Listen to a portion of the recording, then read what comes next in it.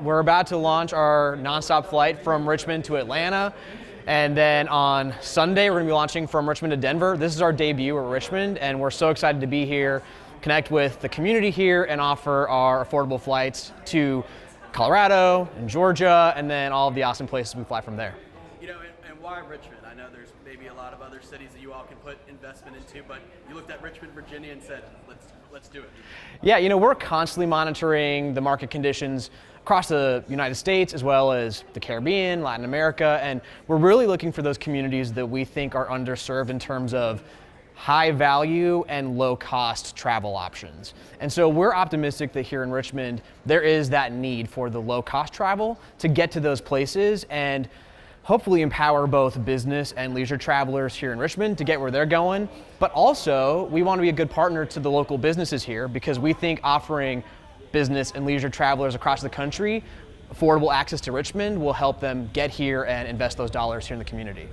Richmond, I guess, metro. It's about 1 million people that live in the area. Any other cities that you all have recently added to the repertoire or just in general?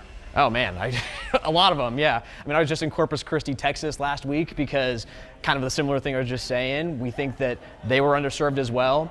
And we're also growing our existing hubs in Atlanta, where we're going to be flying to from Richmond now. We're adding a bunch of exciting international destinations in the next couple months. And we really see a lot of opportunity in this climate to expand our ultra low cost service. And kind of explain to me, it's like 4 days a week, Frontier will be flying out of here from Atlanta and Denver. Not 4 days, but 2 days from Richmond. From each flight, yes. And how is it like one? How often are they flying in and out?